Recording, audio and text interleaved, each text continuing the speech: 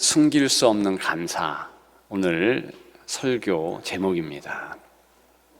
탈무드에 의하면 사람에게 도저히 감출 수 없는 세 가지가 있다 하지요.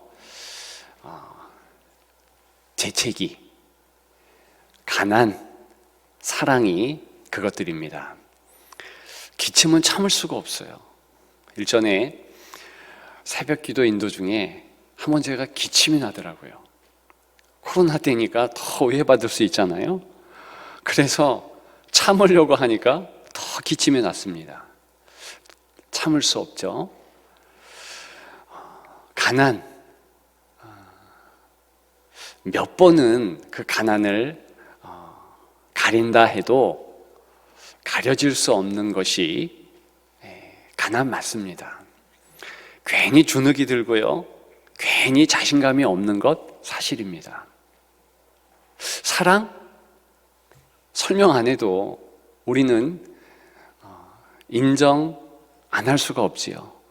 사랑하면 사랑하고 있구나 주변에서 다 알게 되지요. 성경에 의하면 성도에게 도저히 숨길 수 없는 한 가지가 있습니다. 무엇인가? 감사예요. 왜 그렇지요? 데살로니가전서 5장 18절에 보면 이런 말씀이 있어요. 범사에 감사하라.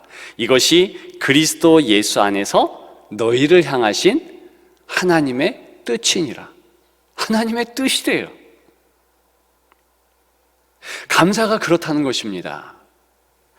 오늘 본문 20절에도 범사에 우리 주 예수 그리스도의 이름으로 항상 아버지 하나님께 감사하며 그랬습니다. 범사, 모든 것. 여러분, 우리는 종종 누가 우리에게 잘해주면 감사하는 마음을 가지지요. 그래서 환한 표정을 짓기도 합니다. 그런데요, 오늘 성경에서 말하고 있는 것은 그 정도가 아니에요. 반드시 외면적으로 표현해야 한다는 것입니다. 오늘 본문은요, 1절부터 21절까지의 연결된 본문입니다. 다만 15절부터 21절을 읽었지요. 4절에 보게 되면 오히려 감사하는 말을 하라 그래요. 아예 말이라는 표현을 했지요. 이것이 성경이 이야기하는 온전한 감사의 양식입니다. 그냥 표정 짓고 그냥 마음에 참 감사하다, 이것이 아니고 반드시 말을 해야 하는 것이고 반드시 글로 써야 하는 것이며 때로는 헌물을 드리든가 표현을 하는 것, 그것을 감사라고 일컫는 것입니다. 그래서 내가 감사하고 있는가? 남들이 당연히 다 알아요. 나 스스로도 마음뿐만이 아니라 내 말로 표하기 때문에, 내 행동으로 움직이기 때문에 내가 지금 감사하고 있구나 부인을 할 수 없어요. 이것이 성경에서 말하는 정확한 감사라는 내용입니다. 여러분, 오늘 본문을 잘 살펴보면 범사에 감사하라 명령형이거든요. 그 이야기는 감사할 수 있도록 하나님께서 모든 일에 매사에 먼저 일하셨다는 전제를 가지고 있습니다. 그렇죠? 우리가 자녀들이 감사 부모에게 하는 것은 부모님들이 어떤 행동을 했기 때문이지요. 그래야 말이 되지 않습니까? 아무것도 안 했는데 어떻게 강제로 감사할 수 있겠어요? 특별히 이것은 마음의 감사가 아니라 나타내는 감사예요. 그런데 전혀 내가 동의하지 않는 감사다? 얼굴빛이 다를 것입니다. 말투가 다를 것이에요. 그러잖아요. 동의하지 않는 감사인데 내가 상대편에게 감사하다고 표해 보십시오. 마음 다르고 표현 다르잖아요. 감사합니다. 이게 진짜 감사인가요? 그렇지 않잖아요. 오늘 이 본문은요, 하나님께서 충분하게 감사 느끼고 감사를 즐기고 감사를 표현할 수 있도록 내가 다 했다, 이 사실에 기인합니다. 1절입니다. 그러므로 사랑을 받는 자녀같이 그랬어요. 사랑을 받았다는 겁니다. 말씀드렸죠? 성경에서 사랑이든 감사든 그것 정서로, 감정으로, 느낌으로 머무는 것이 아니에요. 실제 행동했다는 것이거든요. 그러면 사랑받았대요. 자녀래요.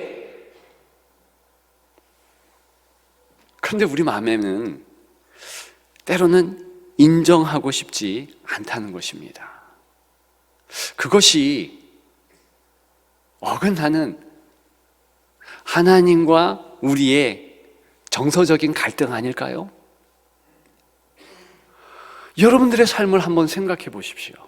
과연 아침에 일어나서 환하게 웃으면서 마음이 아니라 말로 하나님 감사합니다, 그렇게 할 수 있고, 내 남편과 아내에게, 내 자녀에게 참 감사하다, 또 오늘 만나는 성도들에게 이야 좋다, 감사합니다, 그렇게 할 수 있는 마음 상태냐는 것이지요. 어렵습니까? 왜 어렵게 느껴질까요?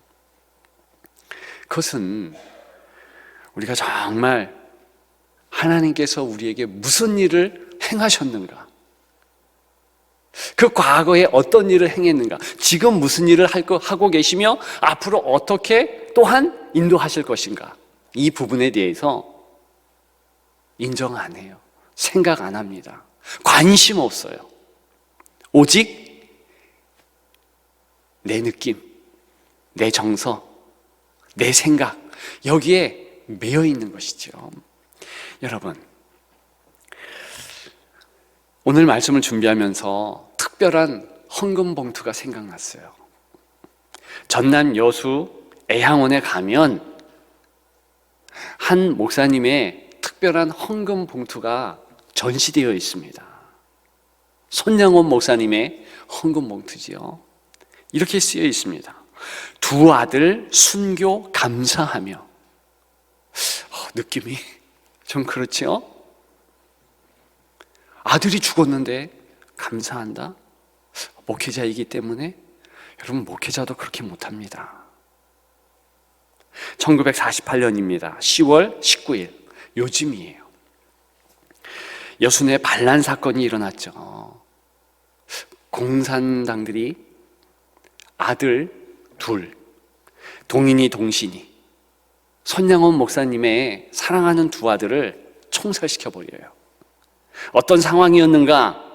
이 두 아들은요, 곧 순천 사범학교를 졸업하고 정말 청춘의 꿈이 그대로 펼쳐질 그럴 때였습니다. 이 목사님이 두 아들 순교 감사하면서 10,000원을 헌금합니다. 당시 목사님의 사례가 80원이었어요. 큰 돈이죠. 그런데 금액이 중요한 게 아니라 제가 볼 때는 정말 그 마음을 드렸던 것 같아요. 그의 장례식에 다 답사를 보면 알 수 있습니다. 10가지나 감사를 해요. 아들 장례식장에. 몇 가지만 제가 말씀드릴까요? 이런 내용입니다. 나 같은 죄인의 가통에서, 즉 가문에서 순교자가 나게 하셨으니 감사합니다. 허다한 성도 중에서 이런 보배를 자녀로 주셨으니 감사할 따름입니다. 삼난 삼녀 중 가장 귀한 장자, 차자, 두 아들 바치게 된 것, 축복 중에 축복입니다. 미국 유학 가려던 내 아들, 미국보다 더 좋은 천국으로 갔으니 안심하고 감사합니다. 그러면서 여러 가지 또 감사의 내용들이 나오는데, 그 가운데 제 마음을 울리는 한 가지 감사의 내용이 있었어요. 이 큰 영광은 먼저 가신 부모님이 이 아이들을 위해서 35년, 36년간 기도하고, 특별히 교우 여러분이 23년간 기도해 준 덕분을 깨달으니 또 그 감사입니다. 그렇게 감사를 올렸습니다. 물론 우리나라 기독교 역사에 나오는 어떤 감사의 극단적인 예일 수 있습니다. 그런데 적어도 그런 극단적인 순교의 상황이 아니더라도 우리는 참 일상의 감사를 놓치는 게 너무 많아요. 여러분, 우리에게 허락하신 생명은 어떨까요? 한두 번 말씀드린 적이 있어요. 우리의 생명, 사람이 생명을 어떻게 유지하는가? 우리의 심장 박동이요, 하루에 10만 번 뛴다고 합니다. 몇 번 멈추면은요, 이게 생명으로 작동할 수 없는 거예요. 혈액이 하루 2억 7천만 킬로미터를 달린다고 해요. 피가 도는데, 저는 그 길이가 얼마나 되는지 가늠할 수가 없어요. 엄청나다는 것은 알 수 있어요. 숨 쉬는 횟수 2만 3천 번가량이라 합니다. 이것 우리가 스스로 마음 먹고, 야, 뛰게 해야지, 숨 쉬어야지, 이래서 쉬는 게 아니잖아요. 우리가 알지 못할 때 뛰는 거예요. 잠잘 때 어떻습니까? 뛰게 하시는 거예요. 이 생명 주셨다는 거예요. 약간의 차질만 있어도 우리는 생명에 이상이 있고 죽게 되는 거죠. 여러분, 정말 우리는 많은 것을 받았어요. 특히 한국인들은 더 감사해야 돼요. 우리나라 사람들은 정말 엄청 받았거든요. 저와 여러분들이 너무나 많이 받아서 조선시대 왕들보다 지금 훨씬 누리며 살고 있습니다. 몇 가지 예를 들어볼까요? 지금 여러분들의 집에 전기가 들어온다면 세상에 전기에 혜택 없이 사는 20억이 넘는 사람들보다 적어도 감사해야 되죠. 만약 우리 집에, 여러분들의 집에 식수시설이 있어서 물을 마실 수 있다면, 뭐 이렇게 온냉방 뭐 이런 거 말고요, 그냥 수도만 나와도 아무 물이나 마시는 10억이 넘는 사람들보다 적어도 감사가 넘쳐야죠. 만일 여러분들의 주머니에 하루에 1,000원 이상 내 주머니에 있다, 그러면 1,000원 미만으로 살고 있는 12억 명보다는 감사해야지요. 하루 한 끼 내가 따뜻하게 그렇게 먹었다, 그러면은요, 영양실조로 죽어가는 8억 명보다는 감사해야죠. 오늘 아침 건강하게 일어났다면 이번 주를 넘기지 못할 100만 명의 환자보다는 적어도 감사해야지요. 여러분, 만일 여러분들이 예배의 자리에 골방이 되었든 혹은 이렇게 예배당의 선수 나오셨든 이렇게 예배 드릴 수 있다면 예배 드릴 수 없는 이 땅에 30억보다는 적어도 감사해야죠. 이 땅에는요, 여전히 체포, 협박, 학대, 고문, 죽음의 공포, 다만 예배 드린다는 그 이유 때문에 어려움을 당하는 이들이 30억 명 이상입니다. 너무나 많아요. 그런데 우리는 다 감사하지 못하고 있어요. 여러분, 오늘 성경이 말씀하고 있는 그토록 강조되고 있는 사랑, 이런 거를 다 뒤로 하고 단 한 가지, 독생성자 예수 그리스도 우리에게 보내셔서 피보혈 흘리게 하셨다. 이 한 가지로 우리의 어떤 형편, 어떤 상황이라도 감사해야 될 이유로 충분하지 않을까요? 그럼에도 불구하고 여러분, 우리는 그 사실을 인정하지 않아요. 만일 우리 형편, 우리의 상황, 그런 감사의 내용들을 뒤로 한다면 우리는 여전히 복받은 삶은 살 수 없습니다. 여러분, 우리 강단 뒷 배경 보게 되면 쉴만한 물가로 인도하시는도다 이렇게 쓰여 있어요. 제가 오늘 예배를 드리면서 한국 그리스도인이라면 저 표현에, 저 상황에 감사를 드릴까? 의구심이 생겼어요. 왜냐? 시편 23편에 다윗이 쉴만한 물가로 인도하시는도다, 그 상황은요,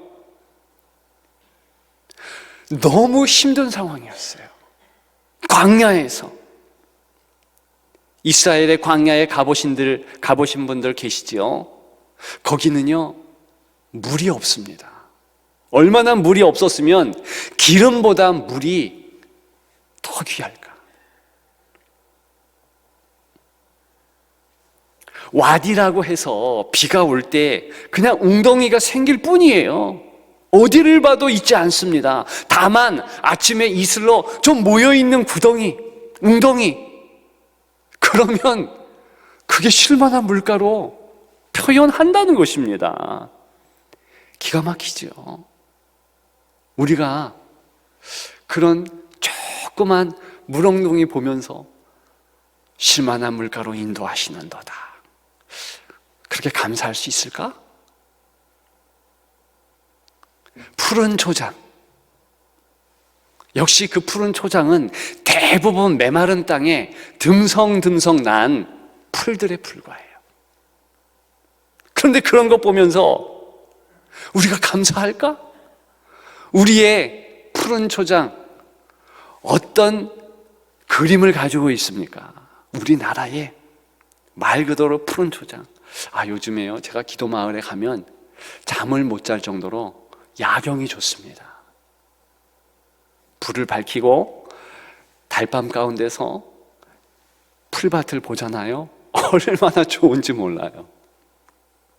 그게 우리나라잖아요. 이스라엘, 그곳은 그렇지 않습니다. 푸른 풀밭이 우리 생각하는 그런 풀밭 많지 않아요. 없어요. 광야에는 정말 없습니다. 그런데 만족해, 감사해. 여러분, 이것이 오늘 본문이 주는 교훈의 모습이에요. 여러분, 왜 우리는 감사가 없을까? 감사라는 이 헬라어 단어, 어디에서 기인된 단어고 나타난 단어인가? 그것은 은혜라는 단어에서 나타난 그렇게 기인된 단어예요. 은혜가 아버지라면 감사는 그 딸이죠. 그렇게 어근이 가깝습니다. 그 감사라는 단어 자체가요, 은혜가 흘러 넘친다 그런 뜻이에요. 그 이야기는 내가 인정하건 안 하건 내 삶에서 적어도 성도라면 은혜가 지금 콸콸콸 넘치고 있다는 거예요. 그런데 왜 우리는 그 부분에서 인정하지 못하고 그 은혜를 감탄하지 못하며 말로, 글로, 행동으로, 헌물로 표현하지 못하고 있을까? 누구의 탓일까? 오늘 본문은 그걸 지적하는 것입니다. 누구 탓일까요? 내 탓이에요. 여러분, 적어도 오늘 본문은 감사를 통해서 몇 가지 사실을 붙잡도록 하고 있습니다. 그 첫 번째는요, 감사를 통해서 우리 하나님은 축복의 완성권을 주셨다는 거예요. 여러분, 성경에 수많은 축복이 나옵니다. 어떻게 보면 성경은 약속의 말씀이면서 그 약속이 그대로 이루어지는 축복의 말씀인 거예요. 그런데 놀라운 것은 아무리 좋고 아무리 많은 복이라 할지라도 내가 인정하지 않고 내가 감사하지 않으면 그 축복은요, 미완이에요. 미완성이에요. 아무리 열악하고 힘들고 어려운 환경이라 할지라도 내가 그 일에 대하여서 하나님 앞에 감사하면 그 어려움과 그 힘든 고난이 감사로 꼽힙니다. 금방 말씀드린 손양원 목사님의 예지요. 그런 상황에도 감사할 수 있다면, 여러분, 계시록 1장 8절에 보게 되면 다른 성경과 다른 예수님의 자기를 소개하는 내용이 나옵니다. 보게 되면 이제도 있고 전에도 있었고 장차 올 자다, 그렇게 예수님이 소개해요. 그런데 다른 모든 성경을 보게 되면 이렇게 안 돼 있고 어떤 식으로 소개하는가? 전에도 있고 이제도 있고 앞으로도 있다, 이런 식으로 소개해요. 당연하죠. 과거를 먼저 얘기하죠. 과거, 전에도 있었어. 지금도 있어. 앞으로도 있어. 그런데 요한계시록 1장 8절에는 그게 아니라 이제도 있고 지금을 강조하는 거예요. 왜 그러겠습니까? 아시다시피 요한계시록 1장에 많은 교회들이 박해 중에 있었거든요. 어려움을 당하거든요. 성도들이 무덤으로 숨어요. 제가 상상해 봤습니다. 야, 과연 내가 힘들고 어렵다고 무덤에서 먹고 살고 무덤 깊은 곳으로 숨어 들어갈까? 그렇게 숨을 환난을 경험하신 분 한번 손 들어보세요. 내가 무덤에 살아봤다. 거라사 광인이 그렇게 살았잖아요. 미치지 않으면 살 수 없어요. 얼마나 박해가 심했으면 무덤에 가서, 그것이 카타콤이거든요, 거기 숨어서 살았을까? 극한 어려움이라는 거예요. 극한 고난. 근데 바로 그때 예수님이 그 고난 가운데 있는 성도를 잊은 것이 아니고 강조하는 거예요. 나 너희와 함께 있다. 그래서 이제 있다. 너희에게 전에도 있었고 앞으로도 있지만 나 지금 여기 있어서 너희들을 붙잡고 있어. 그 얘기는 뭐예요? 여전히 어려워도, 여전히 힘들어도 감사할 제목은 있다는 거예요. 그래서 사도 바울이 오늘 본문을 말씀하면서 범사에 감사하라 그러는 것이고, 감옥 가운데서도 빌립보서 보게 되면 감옥에서 쓴 그 서신서들 가운데서도 범사에 감사하라 강력하게 권면하고 있는 것입니다. 여러분, 어느 환경이든 어느 여건이든 우리는 감사할 수 있고, 우리가 감사할 바로 그때에 우리의 축복이 완성된다는 거예요. 여러분, 한번 이미 주신 복을 세워보십시오. 그것 우리가 세워보고 가늠해보지 않으면 사실은 그냥 잔존하는 사실에 불과해요. 그것이 여전히 내게는 복이 되지 않은 거예요. 여러분들이 비로소 야, 이런 복 주셨구나, 이렇게 감사를 하나님 앞에서 표할 때, 그때 비로소 감사함으로써 축복이 완성된다는 것입니다. 여러분, 그래서 이런 말이 있어요. 세상에서 가장 지혜로운 사람은 배우는 사람이고, 가장 행복한 사람은 감사하며 사는 사람이다.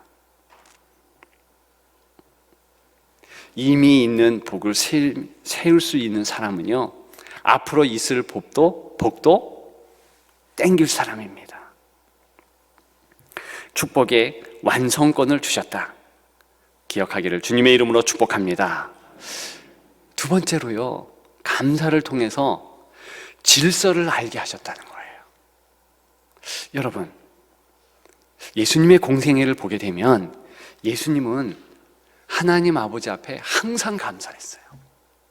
식사하실 때마다 꼭 떡을 드사 축사하시고, 그것이 전형적인 예수님의 감사 기도입니다. 요한복음 17장 같은 곳에 보면 예수님의 제자를 향한 사랑이 나오는데, 거기에도 하나님 앞에서의 감사 응축이에요. 얼마나 하나님 앞에 감사합니다, 감사합니다 하는지요. 여러분, 질문하고 싶습니다. 그렇게 감사했다고 해서 과연 예수님과 하나님의 어떤 서열이 있었을까요? 어떤 우열이 있었을까요? 예수님이 열등하셨을까요? 여러분, 그렇지 않습니다. 성경은 하나님과 예수 그리스도 동등되다 그랬어요. 감사는 다만 질서가 있다, 그런 표현이에요. 일하고 있다라는 인정이라는 것이지요. 아버지 하나님은 세상과 우리를 향하여서 계획하시고 여전히 일하셔요. 예수 그리스도 우리를 향하여서 달려오시고, 우리를 향하여서 손을 뻗으시고 안아주시고 십자가의 피보혈로 돌아가셨어요. 우리 성령 하나님은요, 오늘이 오순절 강림 이후 21번째 주일인데, 성령의 사역이 그토록 중요하기에 우리가 이렇게 21번째 계속 꼽으면서 성령 하나님께 주목하는 것이죠. 성령 하나님이 일하시는 거예요. 성경에 보니까 성령 하나님은 예수의 영이라 그랬어요. 그렇다고 해서 아버지 하나님 제일 위, 예수님 그 다음, 성령 하나님 제일 밑, 이 우열을 얘기하는 게 아니에요. 다만 같이 협력하며 같이 사랑의 조화를 이루고 나아간다는 것이죠. 여러분, 똑같습니다. 왜 성도에게 마치 의무적으로 감사하라 계속 요구하는가? 그것은요, 우리의 공동체에 질서가 있다는 거예요. 그래서 남이 일하는 것에 대하여 감사하라는 거예요. 인정하라는 거예요. 여러분, 왜 제가 여기 이렇게 서서 여러분들 앞에 설교하고 있겠습니까? 그것은 하나님께서 저희에게 일하라, 담임 목사로 설교하라, 강도권을 주시고 파송하신 거예요. 여러분들은 의무가 있습니다. 제 설교를 듣고 감사를 표할 수 있어야 돼요. 말로 하든 악수 한번 하시든. 왜 그래야 될까요? 그렇게 하기 때문에 저와 여러분들 사이에 우열이 생기는 걸까요? 여러분들이 말씀을 듣는 자이기 때문에 열등한 것일까요? 그렇지 않아요. 나를 위해서 일하고 있다, 수고하고 있다, 그런 인정이에요. 여러분, 너무 아쉬운 것은 한국의 교회에 특별히 권위에 대한 존중이 없어요. 말씀을 맡은 자는 다른 것이 아니에요. 말 그대로 하나님의 말씀을 드리기 위해서 연구하고 봉사하는 사람이죠. 여러분, 다른 사역자 마찬가지입니다. 교육 전도사님이라 할지라도 내가 감독하고 있는 아이들, 그래서 아이들에게 주는 말씀의 사역자이기 이전에 나도 말씀 앞에서 그 말씀을 듣고 있다면 그 말씀을 받을 의무가 있는, 그래서 감사를 표해야만 하는 의무까지도 주어진 것입니다. 그럼 감사해야죠. 그런데 그런 부분에서 좀 어그러져요. 제가 왜 그런가 봤더니 성경을 잘못 해석해요. 왕 같은 제사장이라, 그런 표현은요, 실은 세상을 향하여서 우리는 왕 같은 권세가 있다. 그건 세상을 향해서죠. 교회 안에서 질서가 있습니다. 말씀을 받은 자에 대한 존중이 필요한 거예요. 그래야지 내가 은혜를 받죠. 여러분, 말씀의 은혜를 못 받으면 성도는요, 영적으로 메마르게 되는 거예요. 감사가 없으면 영적 메마름의 징조예요, 징조. 여러분, 실제로요, 광야의 환경의 목마름이 문제가 아니었습니다. 이스라엘 백성들의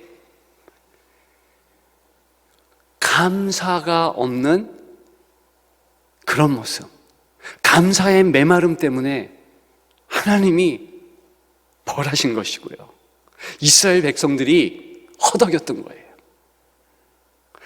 여러분, 정말 권면드립니다. 인정하십시오. 감사로서 사역자들, 저처럼 말씀을 증거하는 자뿐만이 아니라 봉사자들, 그들에게 꼭 감사를 표현하십시오.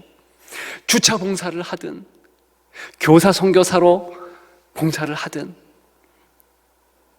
여전도회 회장이든 서기든 누구라 할지라도 감사하는 거예요.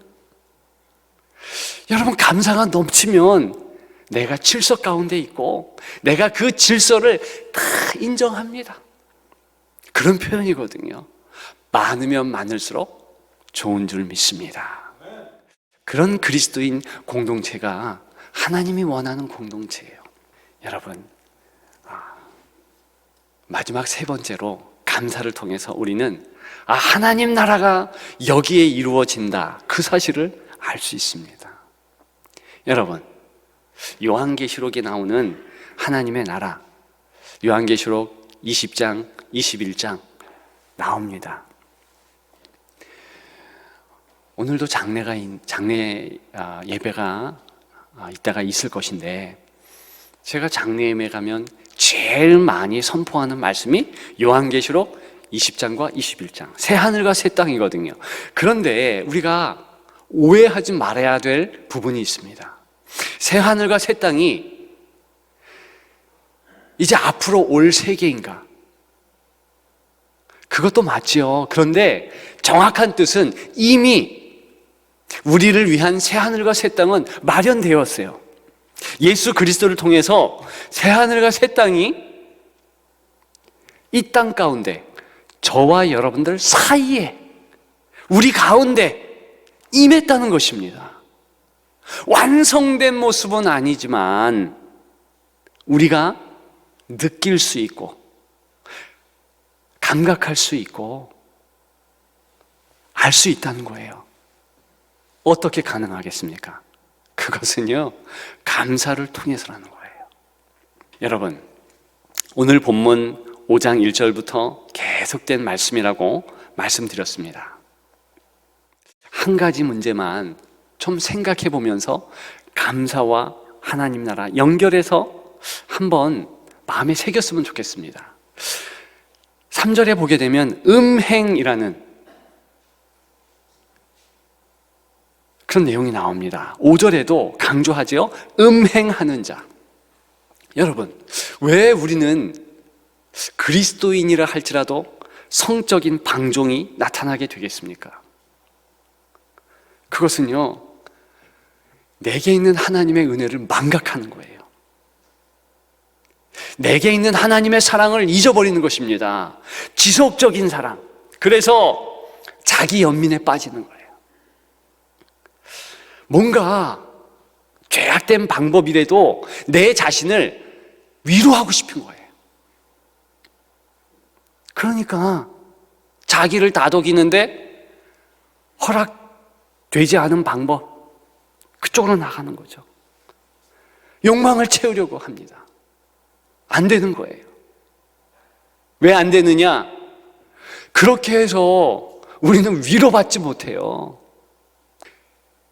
잠시 내 육신의 만족, 잠시 쾌락, 이것은요, 더 큰 내 마음의 골짜기로 떨어지는 거예요. 힘들어요. 어려워요. 그래서 조심해야 되는 거예요. 그럴 때에 다시 한번 생각하는 거죠. 하나님의 그 큰 지속적인 사랑, 지금도 붙잡아 주시는 그 사랑, 그리고 공동체의 사랑. 결혼하신 배우자가 있다면 내 아내와 내 남편과의 연결된 계속되는 그 안정적인 사랑, 그것을 붙잡으라는 것이에요. 그리고 혹시나 인정할 수 없어도 감사하라는 것입니다. 표현하라는 거예요. 내 아내에게 감사하고 내 남편에게 감사하고 하나님에게 감사할 때, 그러면 하나님 나라가 내 삶 가운데 임하는 것입니다. 그럴 때 비로소 음행을 이길 수 있는 거예요. 그럴 때 비로소 내가 행하는 나쁜 습속들을 다 팽개칠 수 있는 거예요. 여러분, 안타까운 사실이 교회에 다니는 청소년들, 청년들, 심지어는 장년들이라 할지라도 이 음행의 문제에 대하여서 많은 죄를 짓더라는 것이지요. 왜요? 한편은 이해됩니다. 정말 사회가 위로를 주지 않아요. 여러분, 그래서 그런 방법으로 나를 위롭게 할 수 없어요. 처음부터 인정하십시오. 포기하십시오. 더 큰 압도적인 하나님의 사랑이 있고 우리는 그 사랑으로 이길 수 있다. 그것이 하나님 나라의 인정입니다. 감사로만 가능한 거예요. 얼만큼 내가 이 땅 가운데 감사하며 살 수 있는가? 그러면 우리는 승리할 수 있는 것입니다. 제가 참 많은 감사의 예화들을 가지고 왔어요. 너무 이 땅 가운데 감사하며 도저히 감사할 수 없는 형편에서 감사하는 이들이 너무 많더라고요. 우리 가운데서도 가득합니다. 여러분 개인이 그렇게 되지 않으시렵니까? 어떻게 하면 되겠습니까? 여러분, 이미 받은 복 세워보십시오. 그리고 표현하십시오. 하나님 앞에, 사람들 앞에. 말로 표현하고 글로 표현하십시오. 지난주에 외면 일기를 써라 말씀드렸어요. 그 외면 일기를 쓰면서 그 만난 사물, 사람, 환경 이런 것들을 그냥 적어보는 거예요. 그리고 그 뒤에 그것 때문에 감사합니다. 이러면 어떻게 되는가? 참된 감사일기가 되는 거예요. 여러분, 우리 스스로 그런 것 없이 나의 정서, 나의 감정, 생각 여기에 매몰되면 우리는요 정말 힘들어집니다. 지옥이 따로 없어요. 문고리를 잠그게 돼요. 그러지 마십시오. 문을 활짝 열고 바깥으로 나가서 비록 마스크를 썼더라도 환한 별빛, 달빛, 햇빛 그걸 보시면서 하나님 찬양하십시오. 감사하십시오. 사람들을 만나십시오. 표현하십시오. 글을 쓰십시오. 승리할 줄 믿습니다. 그런 여러분들 되시기를 주님의 이름으로 축복합니다.